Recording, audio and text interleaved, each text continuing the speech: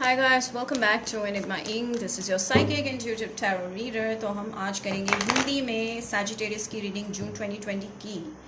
तो इंग्लिश की रीडिंग हम कर चुके हैं. English readings is been done before this and we moving on to Hindi once.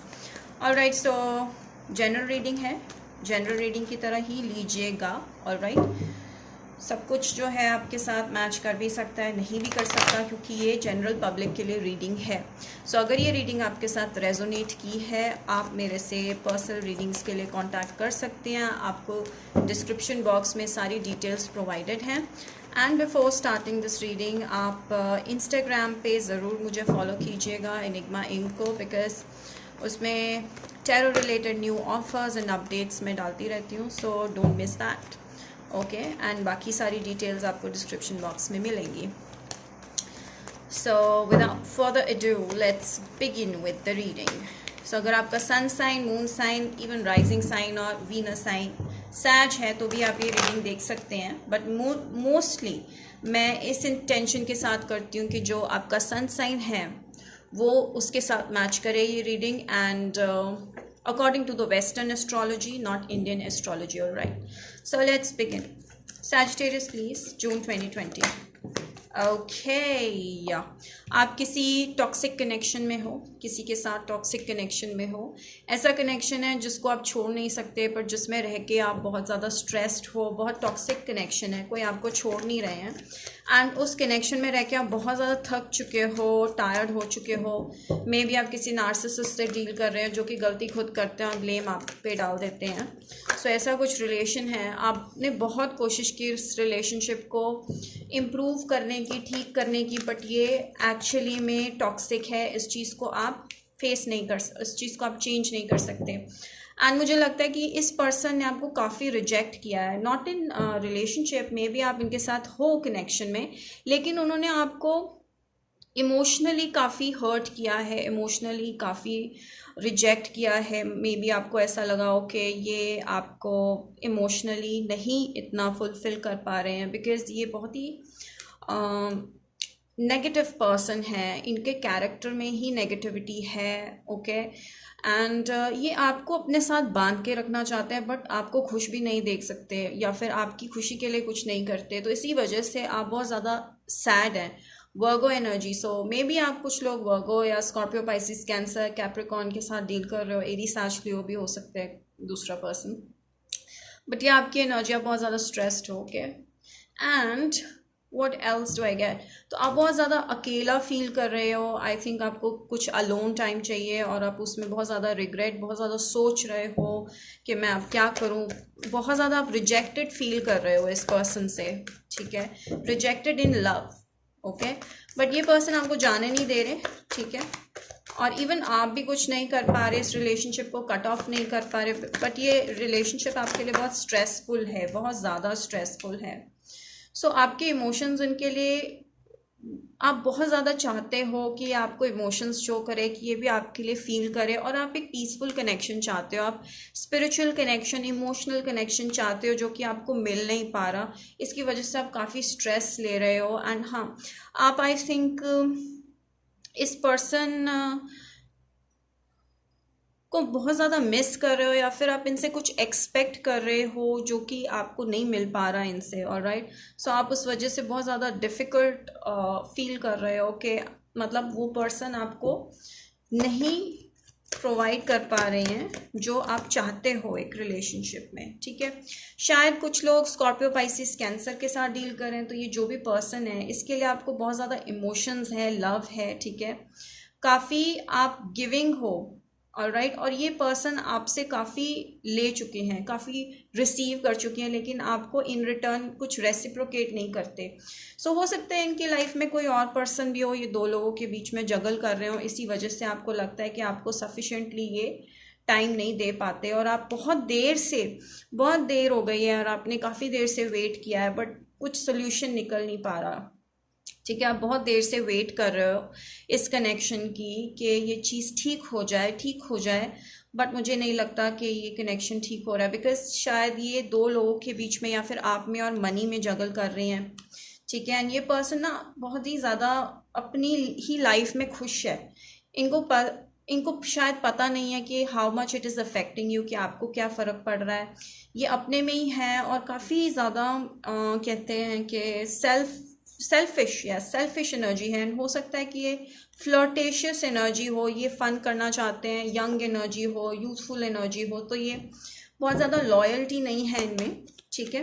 ये आपको भी नहीं छोड़ रहे, और जब आप इनको कट ऑफ करने की कोशिश करते हो तो ये आपके पास फिर से इमोशंस लेकर आ जाते हैं। मुझे ऐसा भी लग रहा है कि इनकी लाइफ में कोई नया पर्सन होगा जिनके साथ ये जगल कर रहे हैं, और ये न्यू पर्सन कुछ यंगर एनर्जी है, छोटे हैं इनसे, एंड उनके साथ ये काफ़ी फ़न टाइम स्पेंड कर रहे हैं।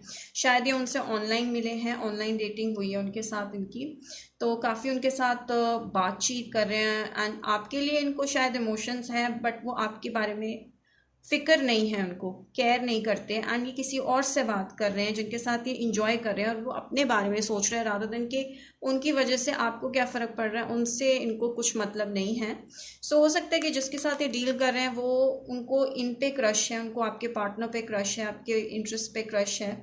और वो पर्सन पाइसीज हो सकता है, या कैंसर स्कॉर्पियो भी हो सकते हैं, ये पर्सन लियो भी हो सकते हैं, ठीक है। So what I feel is that कि ये दो लोगों में जगल कर रहे हैं। And yes, the bottom of the deck that is saying कि एंड ऑफ द डेक ये कह रहा है मुझे कि ये पर्सन आपको बहुत ज़्यादा स्टॉक कर रहे हैं सोशल मीडिया पे, ठीक है, आपको देख रहे हैं। And at the same time शायद इनके पास बहुत सारी ऑप्शंस हैं, और हो सकता है कि ये पर्सन काफ़ी लोगों से बात कर रहे हैं, काफ़ी लोगों में इंटरेस्ट शो कर रहे हैं, एंड डिफरेंट डिफरेंट टाइप के इंटरेस्ट शो कर रहे हैं। किसी में मनी रिलेटेड इंटरेस्ट है इनको, तो किसी में अट्रैक्टिवनेस इनको दिखती है, तो किसी में इनको कुछ भी, मतलब डिफरेंट रीजंस से इनको डिफरेंट लोगों में इंटरेस्ट है, ओके। एंड ये हो सकता है कि ऑनलाइन काफ़ी डेटिंग साइट्स में जाके काफ़ी लोगों से बात कर रहे हैं, कुछ ऐसी एनर्जी है मुझे लगता है। या फिर ये आपको देख रहे हैं कि आप, नहीं, मुझे ऐसा लगता है मोस्टली कि ये दूसरे लोगों में इंटरेस्ट ले रहे हैं, इनके पास और ऑप्शंस हैं, ये बॉटम ऑफ द डेक मुझे बता रहा है। And what else do I gate?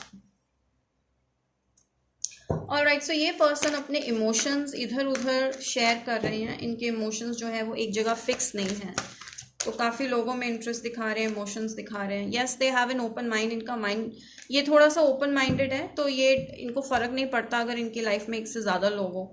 तो हो सकता है कि ये पर्सन जो है, ये शायद आप इनको सोलमेट समझते हो, या ये आपको सोलमेट समझते हैं और आपको मिस भी करते हैं, लेकिन एट द सेम टाइम ये इनफिडाइल हैं। जो भी पर्सन है ये इनफिडाइल हो सकते हैं, ठीक है, और इनमें लॉयल्टी नहीं है। सो आई फील कि they are dealing with more than one people, और इनको ये चीज़ नॉर्मल लगती है कि एक से ज़्यादा इंसान के साथ डील करना, ओके।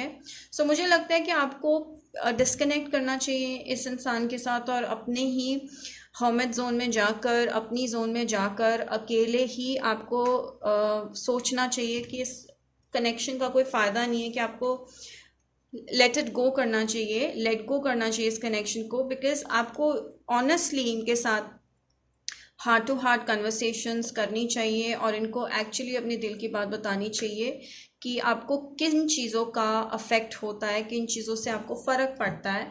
एंड मुझे ऐसा लगता है कि इस चीज़ से क्या होगा कि आपको मेंटल क्लैरिटी मिलेगी, लेकिन ये पर्सन स्टिल सेम रहेंगे, एंड इसीलिए आपको अपने एक्स को रिलीज़ करना पड़ेगा। So this person you will have to release. So मुझे लगता है कि आपको इन पर्सन को डिस्कनेक्ट करना पड़ेगा अपनी लाइफ से, क्योंकि बिकॉज ये बहुत नेगेटिव एनर्जी जिसके साथ आप डील कर रहे हो। सो आप अपने दिल की बात उनसे कीजिए before cutting of this connection. And मुझे लगता है कि आप अपनी लाइफ में पीस लाइए, बिकॉज आपकी लाइफ में बिल्कुल भी पीस नहीं है, और अब आप थक चुके हैं, और आप इस कनेक्शन को ना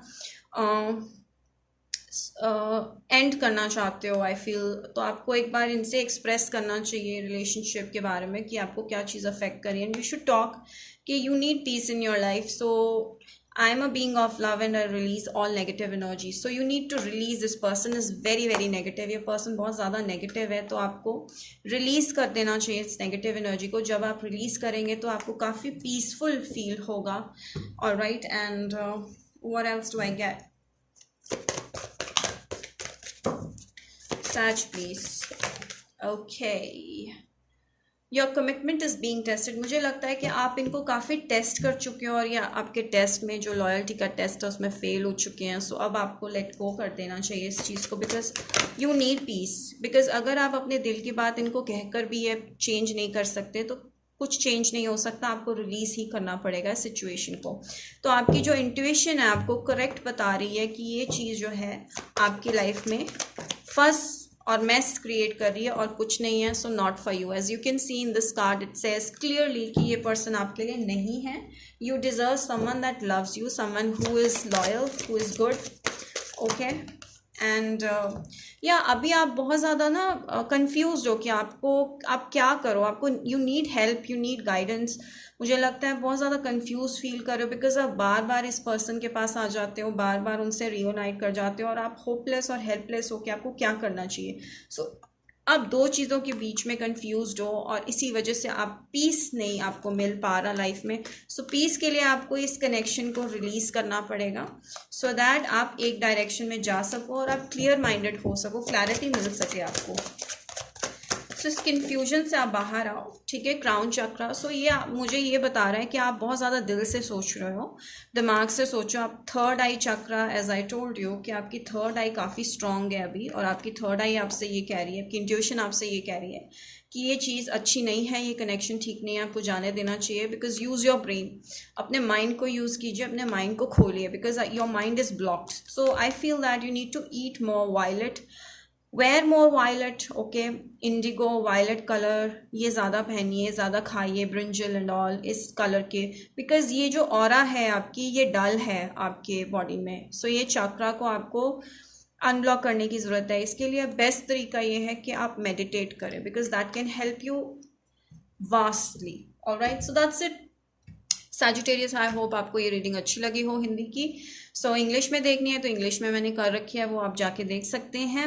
सो we will meet you next time, but like, subscribe, share, comment करना ना भूलेगा, and hit the bell icon for future readings. Till then, bye bye guys, thank you for watching.